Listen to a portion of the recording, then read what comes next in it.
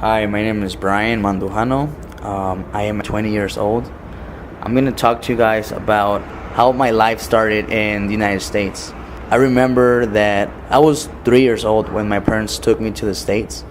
We actually lived in Livermore, California.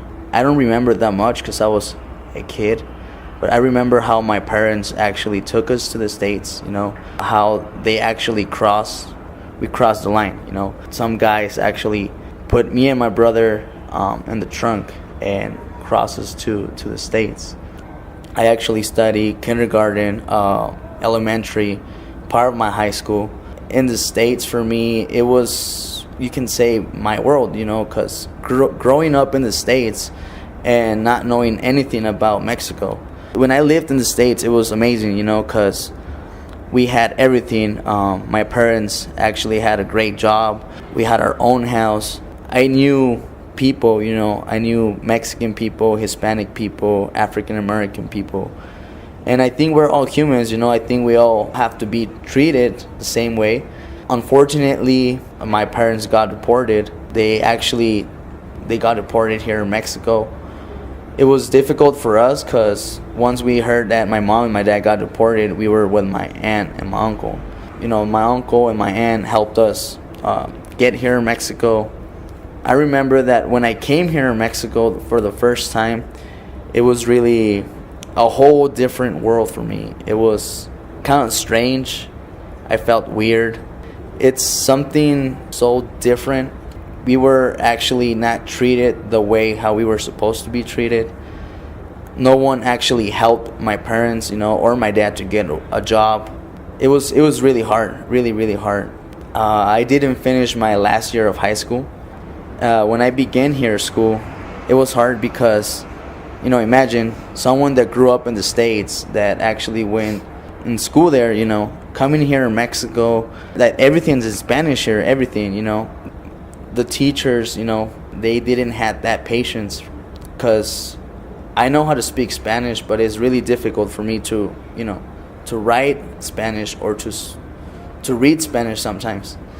So what I used to do is when the teacher was spelling or reading, we had to spell out the words or write down whatever she was teaching. Sometimes I had to write it down in English, and she will get mad. She will get mad, and she will actually tell my parents, or even scream at me. Not only that, I remember that also because I had the accent, the students there, they bully me because I speak English, or because even though I'm Mexican, they actually looked at me different.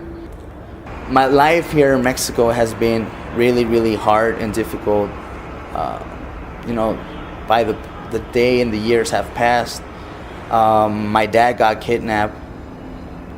All of a sudden, I remember that he used to work in this place called La Central de Abastos. The people who work in La Central de Abastos get here, they get out of work around 5 or 6. It was 3 p.m. and then it was 4 or 5. And my mom was getting worried, she was like, your dad hasn't got here. So it was 8 p.m., 9, 10, 11. And we were all worried. We were all scared. All of a sudden, imagine not knowing anything about your dad for weeks, for a month, for 2 months, not even a call telling us, we have your dad, you have to pay a rescue. I remember that I was actually still studying high school. I didn't go to school for 2 or 3 months. All the family was looking for my dad. We went to the police station. We posted pictures all over the city on, Facebook. All I remember is he was kidnapped for 6 months, 6 to 7 months. I remember that I was actually sleeping, and I remember my mom went to the market, early, and she came in crying, saying that my dad had called. At first, I didn't believe my mom. I thought she was, making it up or getting crazy at the moment. But passing an hour, they called again, and it was my dad. I remember that my dad was telling us that they had him kidnapped. They had my dad in this place called Sinaloa, It's a place where there's a lot of like narcotic people and a lot of drugs. Once we didn't knew anything about my dad, everybody, like all the family, thought he was dead. So no one helped us, and I was like the only one who was, who moved everything, who had to write like down papers or sign papers or go with the police. Here in Mexico, we have been living, like horrible things. Also, I also want to let people know who gets deported out here to be careful, because it's not like in the States, that you can probably be walking at 9 or 10.